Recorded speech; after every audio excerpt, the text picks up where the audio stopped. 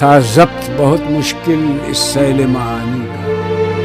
کہہ ڈالے قلندر نے اسرار کتاب آخر۔ ہے اس کی طبیعت میں تشیع بھی ذرا سا، تفضیل علی ہم نے سنی اس کی زبانی۔ مفکر اسلام و مفکر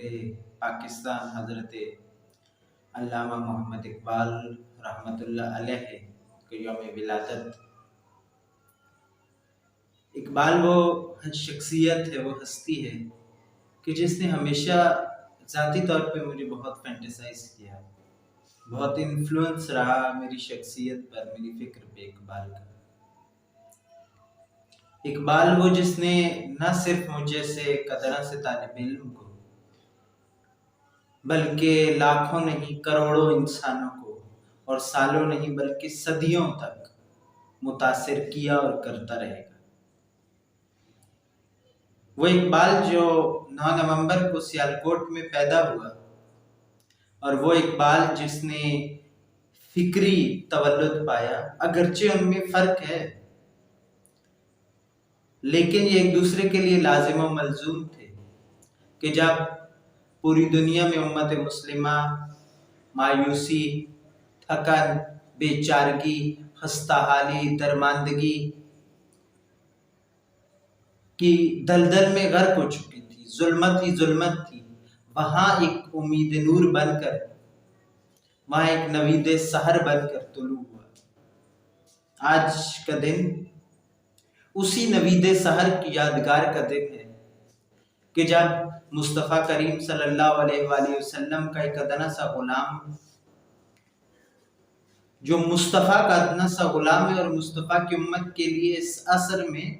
اپنے عصر میں یعنی گزشتہ صدی کے اندر سب سے بڑا منجی بن کر آیا، جو خود کہتا ہے کہ یا رسول اللہ صلی اللہ علیہ وآلہ وسلم، آپ نے مجھے بربط سلمہ عطا کیا۔ وہ اقبال جس نے خود کہا کہ اس کی طبیعت میں تشیع بھی ذرا سا۔ اقبال اس نخل کی مانند ہے جسے قرآن نے متعارف کرایا کہ جو ہر پھول پہ بیٹھتی ہے، وہ شہد کی مکھی جو ہر پھول پہ بیٹھتی ہے، ہر پھول سے حسب ضرورت کچھ نہ کچھ لیتی ہے اور پھر ملا کر ایک ایسا جامع شفا تیار کرتی ہے جس میں خوشبو بھی ہے، ذائقہ بھی ہے، شفا بھی ہے، نجات بھی ہے۔ لیکن اقبال کے ساتھ ہوا بہت عجیب، کچھ نے اقبال کو ترک کر دیا، کچھ نے اقبال کو بالکل ترک کر دیا، کچھ نے اقبال کا نام رکھا، روح کو چھوڑ دیا، کچھ نے اقبال کی تصویر رکھی، فکر کو ترک کر دیا۔ لیکن یہ محمد علی جناح کا مرشد، یہ سینکڑوں محمد علی جناح جیسی شخصیات یعنی قائدین حریت و آزادی کا مرشد، سب نے اس کو ذرا سا سمجھنے کے بجائے نرا سمجھنا شروع کر دیا۔ صوفیوں نے اقبال کو نرا صوفی سمجھا، سیاستدانوں نے اقبال کو نرا سیاستدان سمجھا، مسلح جدوجہد کرنے والوں نے اقبال کو سراسر مسلحانہ فکر کا حامل سمجھا، امن کی باتیں کرنے والوں نے اقبال کو سراسر امن آشتی کا دائی سمجھا، ایسی امن و آشتی جس کے اندر جدوجہد و مقاومت نہ ہو۔ تسنن نے اقبال کو سراسر نرا سنی سمجھا، شیعوں نے اقبال کو نرا شیعہ سمجھا، سلفیوں نے اقبال کو نرا سلفی سمجھا۔ یہ اس کی شخصیت کی ہمہ جہت ہونا تھا کہ جو بھی اقبال کے در پہ آیا، اقبال نے اس کو خالی نہیں لوٹایا۔ لیکن اقبال کا تعارف دراصل وہی نحل ہے کہ اقبال قرآن کی اس مثال شہد کی مکھی کی مانند ہر فکر کے پاس گیا، ہر مشرب پر گیا، وہاں سے اس نے وہ ناب نقطے لیے اور آ کر اس نے ایک مکمل ناب خالص فکر تیار کی، ایک ایسی فکر جو ہر ایک کے لیے قابل قبول بھی ہے، ہر ایک کے لیے ہمہ جہت بھی ہے۔ لیکن افسوس کہ آج اقبال کا نام باقی ہے، اقبال کی تصویر باقی ہے، اقبال کا دن باقی ہے، لیکن اقبال ان میں کہیں بھی نہیں۔ اقبال ان میں کہیں بھی نہیں، وہ بقول ابن انشا کے لوگوں نے اقبال کو ایک کیوں بال پڑھنا شروع کر دیا، ورنہ یہ وہ شخص ہے، وہ شخصیت ہے جو خود یہ کہتی ہوئی نظر آتی ہے کہ تا ضبط بہت مشکل اس سیل معانی کا، کہہ ڈالے قلندر نے اسرار کتابہ۔ وہ شخص جو خود کہتا ہے کہ نبی کریم صلی اللہ علیہ وآلہ وسلم نے مجھے بربت سلمہ عطا کیا، وہ شخص جو خود کہتا ہے کہ میں اسرار کتاب کا حامل قرار پایا، وہ شخص جو خود یہ کہتا ہے کہ دیکھا ہے جو کچھ میں نے اوروں کو بھی دکھلا دے، یقیناً کچھ دیکھا ہے۔ یہ صرف دعوے نہیں ہے، اقبال تخیل کا شہنشاہ نہیں، حقیقتوں کا پروانہ ہے۔ شاعر تخیل کے شاعر ہوتے ہیں، لیکن اقبال تخیلاتی دنیا کا نہیں، حقیقتوں کا مؤذن ہے۔ اسی لیے اس نے کہا تھا کہ میں ہدی خوان امت ہوں۔ جہاں اس نے آقا صلی اللہ علیہ وآلہ وسلم کی بارگاہ میں اپنا شکوہ پیش کیا تو یہی کہا تھا کہ اب تو ہی بتا دے اے روح محمد، آیات الہی کا نگہباں کدھر جائے۔ وہ یہ کہتا تھا کہ وہ قدسیوں کا کلام سنتا ہے، وہ آنے والے زمانوں کو دیکھتا ہے کہ نکل کے عرب کے صحرا سے جس نے روما کو الٹ دیا تھا، سنا ہے یہ قدسیوں سے، میں نے قدسیوں سے سنا ہے۔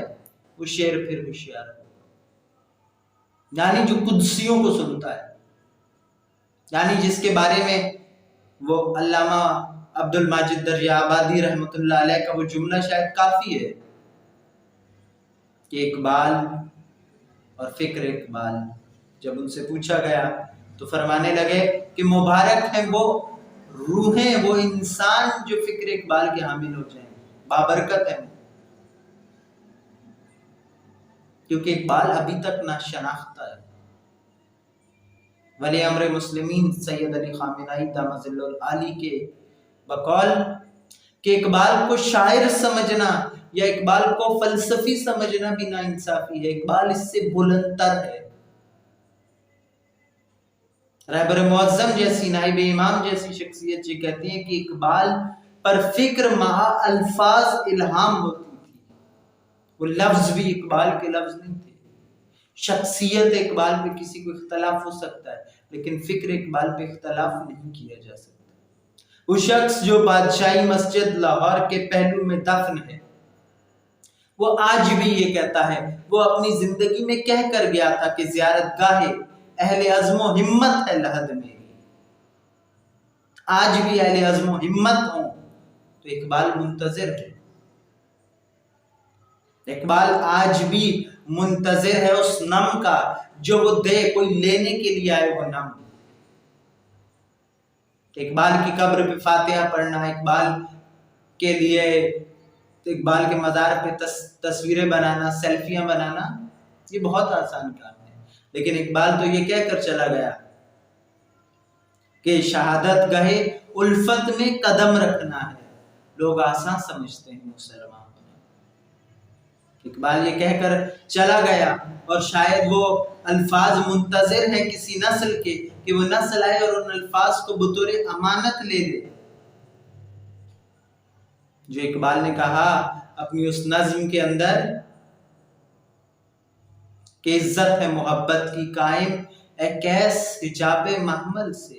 محمل جو گیا عزت بھی گئی، غیرت بھی گئی، لیلا بھی گئی۔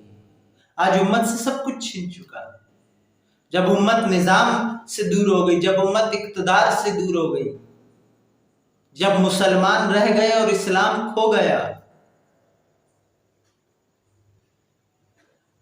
جب فقر شبیری کی جگہ خانقاہی فقر نے لے لی، جب اس فقر نے جگہ لے لی جس کو اقبال نے ابلیس کی مجلس شورا میں ذکر کر کے متنبع کیا تھا اور کہا تھا کہ مست کر دو ذکر و فکر صبح گاہی میں سے، مختتر کر دو مزاج خانقاہی میں سے۔ خانقاہیت یعنی ایسی دینداری جس میں نہ حرکت ہو، جس میں نہ نظام کی بات ہو، جس میں نہ جد و جہد ہو، جس میں نہ غلبے کی بات ہو، ایسی دینداری جو مجھے جنت پہنچا دے لیکن دنیا میری اور میری ملت کی جہنم بنی رہے اور فرق ہی نہ پڑے۔ اقبال ایسی قوم کے لیے نہیں ہے۔ اسی لیے اقبال بارہا شکوہ کرتے ہوئے نظر آتے ہیں بارگاہ خدا میں اور بارگاہ رسالت میں کہ خدا یہ قوم سننے کے لیے تیار نہیں،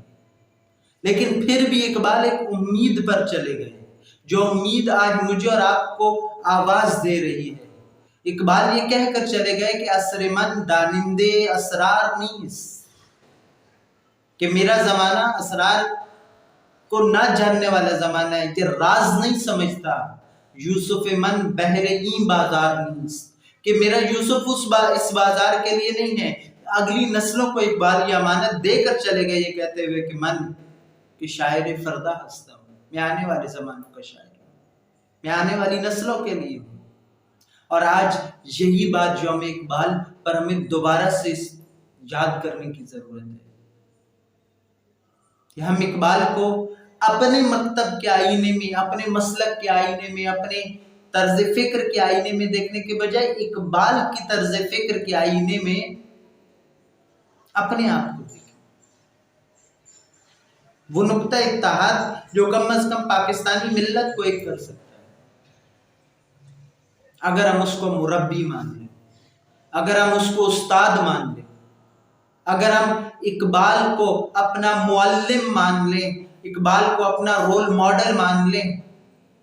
تو ممکن ہے پاکستان اس دریوزہ گری سے نکل سکے، ان شیطانوں کے چنگل سے نکل سکے جو کچھ اقتدار میں اور کچھ اقتدار کی ہوس میں ایوان اقتدار کے ارد گرد ناچ رہے ہیں۔ یہ جن کو اقبال نے کہا تھا کہ یہ ارباب سیاست ابلیس کے حوالے ہیں، ان سے نجات کے لیے اس تشدد، ظلم، جمود، اس لادینیت، اس تفرقے، اس نفرت سے اس ملت کو، اس سرزمین کو آزاد کرنے کا ایک ہی طریقہ ہے جو اقبال نے اپنے فارسی کلام میں خود کہا کہ بیا بمجلس اقبال و یک دو جام کش، کہ سر نہ تراشد قلندری دانند، کہ آؤ اقبال کی مجلس میں آؤ، ایک دو جام فکر اقبال کے پی لو، کہ اگرچہ اقبال تمہارے معیار پہ ولی خدا نہ صحیح، لیکن اقبال کی فکر اور روح ولایت الہیہ و قربت الہیہ و اسرار الہیہ کی حامل ہے۔ السلام علیکم ورحمۃ اللہ وبرکاتہ۔